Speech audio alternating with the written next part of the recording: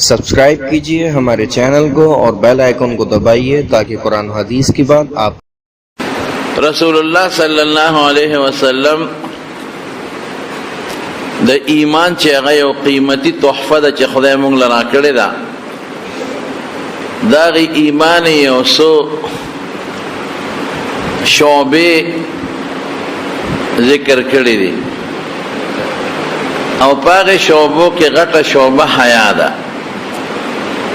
پښتو کې هم ورته حیا وایي اردو کې هم حیا وایي عربی کې هم حیا وایي فارسی کې هم حیا وایي پنجابی کې هم حیا وایي ټولو جبو کې ورته حیا وایي حیا څه شی دی حیا دې ته وایي چې یو انسان یو غیر مناسب شي یو قبیح شي شریعت ورته قبیح وایي یا عرف ورته قبیح وایي عقل سلیمه او دې د هغه نه په دې زړه کې نفرت محسوسوي دا زړه راغون شي انقباض النفس دا زړه نفرت کوي د هغې نه هغې ته حیا وایي لکه یو سړي په لاره پردو ښځو ته په بد نظر کتل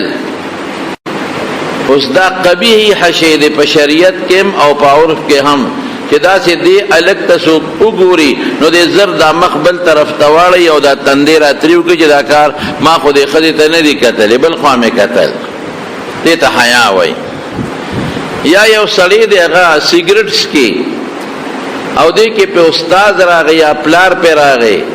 او دې زر هغه سیګریټ په ځمکه وغورځي او خپه پې راکاږي چې دا استاد او پلار په ما پوه نه شي چې ما دا سیګریټ څکه د ده په زړه کې حیا راله حیا څه نفرت راغی دې زړه کې کچکچاهټ راغی نفرت راغی د دې نه چې یاره دا پلار او د استاد وایي چې هو ګوره دې سیګریټ څکي دا خو قبیح شی دی ښه شی نه دی په عرف کې هم ښه شی نه دی او په شریعت کې هم ښه شی نه دی نو دې چې دا نفرت ته کوي چې دا استاد به راته وایي چې دا څه کوي پلار به وایي دا څه کوي دې ته حیا وایي نو حیا د ایمان لویه شعبه ده او لیکي علما اذا فاتتک الحیاء فاصدع ما شئت چې حیا د کینې بیا چې څه خوښی کوه نو د مسلمان د پاره او د ایمان د پاره لوی سیز حیا ده چې مسلمان کې حیا وي نو د ده نه به الله حیا کوي د الله حیا څه ته وایي د الله حیا دې ته وایي چې الله بدل عذاب نه ورکوي د الله حیا عذاب نه ورکول دي د الله حیا دا ده چې دې به ملامته کوي نه د الله حیا دا ده چې دله به تکلیف نه ورکوي نو حیا ډیر زیات قیمتي سیز دی د مارونو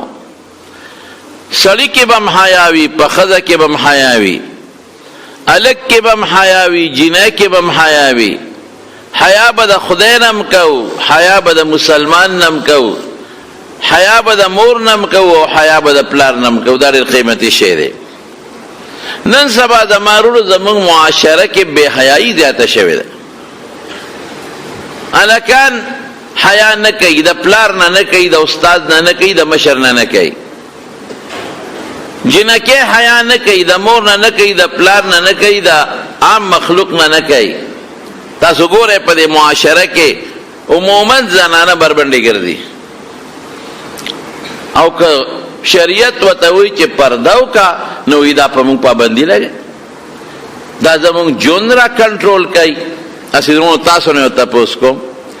چې کوم څیز ډېر معزز او مکرمي او ډېر لوی د عزت شی وي هغه خلک پټ ساتي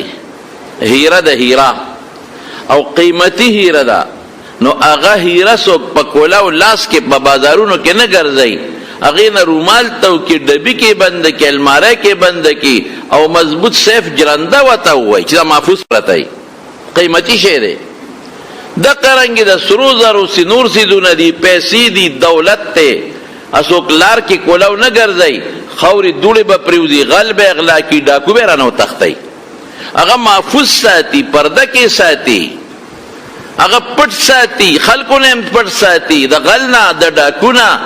عام خلکو نه د بد نظرۍ نه محفوظ ساتي او چې کم شي دا ډیر قیمت شي نی او معمولی شي وي هغه څوک پټ نه ساتي.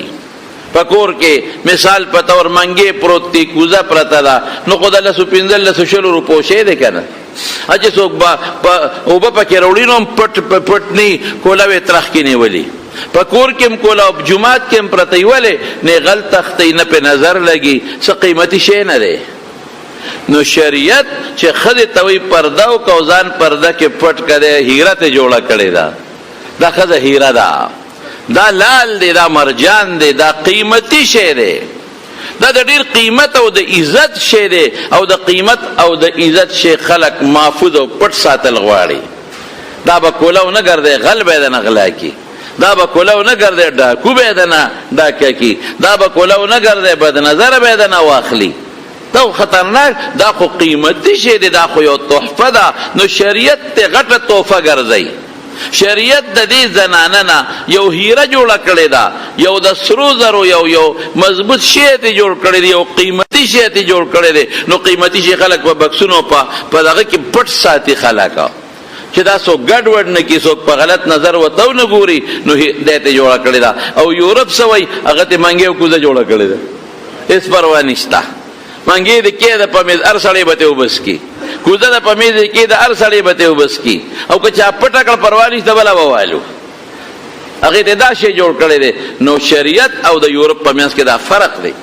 او ټیشو پیپر د استعمال کارسو کې استعمالي مونږ وایو نه ټیشو پیپر نه دی هیره دا چې د کم کور د عمق به استعمالي بل څوک نه استعمالولې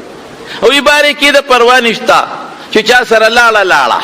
اس پروا نشتا مونږ وایو نه چا سره لاړه خبره پکې نشتا. د شریعت ډیر عزت ورکړي دی. دې مثال دا کېلې چې په پوسټ کې پټي او که پوسټ کې تلر کې بیا ماشي مچان به بنګي صحابه شي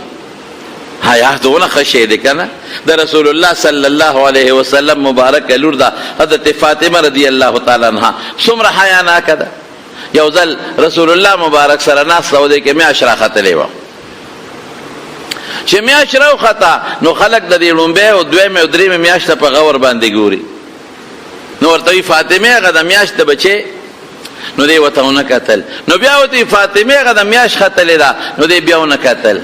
ویلوري تاته ویم کنه میاشت خطلې ده وې د الله رسوله زه خو د دویمه دریمه شپې میاشت نه ګورم ولی بچي وې دی وخت کې خلق وته ګوري نو زمو د خلکو نظر په د میاشت را یو ځای کېږي.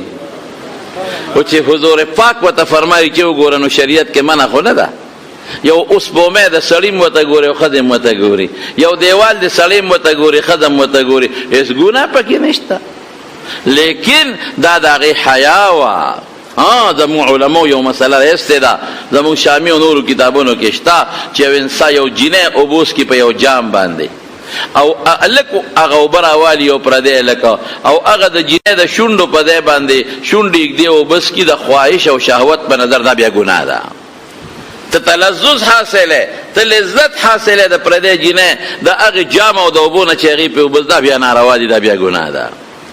نو دا خو په چې حضور پاک وته وی او ګورغه د میاشتنو ګناه د کم نه نشوا خدای حیا حضور پاک را د نکړه دی وته نو چې بچي نه ګوري دي سړی اتم وته ګورا نو ګوره دا دغه حیا شو. او چې کله وفات کېدا ماشاءالله نو وصیت وکړو په خوابه زمون اوسم شتا زمون د زنانو په دې کټ باندې د مړی په دې کټ باندې د جنازې په کټ ډولې پرتای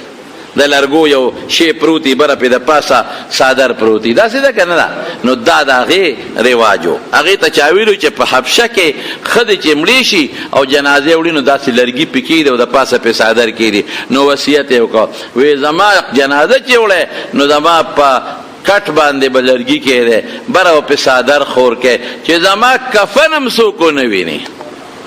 او جنازه به مې د شپې کوي دروازه به ما جنازه نه کوي د شپې به کوي. دومره حیا و په حضرت فاطمه رضی الله تعالی عنها او دا یوازې پاغي کې نه په ټولو امهات المؤمنین کې بیبي اسماء د حضور پاک خینه ده د عائشې بیبي خور ده خینه ده او په زبیر وادره او زبیر د رسول الله مبارک د ترور زویره د حضرت صفیه او په بخاری شریف کې حدیث ته نبی علیہ السلام سره د صحابه په لار را روانو نو دا بیبي اسماء دا تلوا هغه زمانه کې دا پرده پوره نه وه، دا د مخ پرده نه وه، د لاسونو پرده نه وه. نو ښځو به هم په پټو کې کار کو، سړو به هم په پټو کې کار کو. اوس هم په بعض علاقو کې ښځې په پرده کې ځي، خو خیر هغه زمانه داسې وه چې د دې لاسونو پرده او د مخ پرده، د سټ پرده، د لاندې خپو پرده دا نه وه، نوره وه او دا نه وه. نو ښځې به هم پټو ته تلې او کار به یې کو. نو بی بی اسما وی زه پټي ته تلم، نو د کجور هډوکي مې راغونډ کړي او په شکرۍ کې مې اچولي چې دا به دا کجورې مارغان خوري، دا به یو سم کور ته نو اس ته خلک اوښانو ته به یې د کجورو هډوکي اچول، اسونو ته به یې هم اچول، یا دا زړې کجورې به وې دا به یې اچولې، دا به یې په شوق خوړلې. نو ام شکرۍ کې اچو، شکرۍ مې په سر وه. وی دې کې حضور پاک مبارک سره د صحابه وو. وی چې دې څنګه ولیدم نو زه خو یې پېژندم، ځکه د رسول الله مبارک نږدې رشته داره وه. نو زر راته اوښ سملاو، اوښ ته هغه کخ نارې کړه چې هغه سملاسته، او ما ته اشاره وکړه چې راځه شاته په د زنانو د ناستې به شاته بل محفوظ ځای و،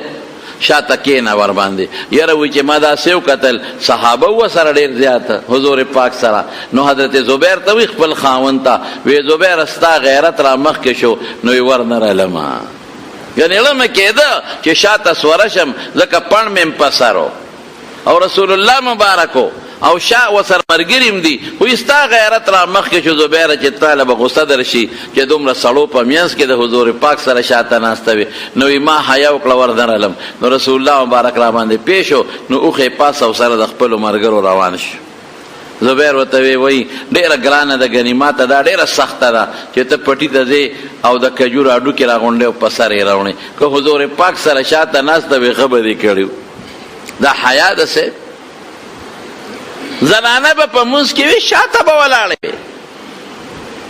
او رسول الله مبارک به سړو ته حکم وکړ چې اله به تاسو کورونو ته ځئ، صبر به کوئ چې زنانه خپلو کورونو ته دې رسېدلې. زنانه به باقاعده راتلې او په شاته صفونو کې مناسته وي او خپل منځ کې به شرکت کا. دا حیا ډېر قیمتي شی دی، خو زموږ نه له حیا لاړه او بې حیایي چې ده توبه وباسه، تبعی ده. الله پہ غصہ کیږي او الله پہ خفه کیږي.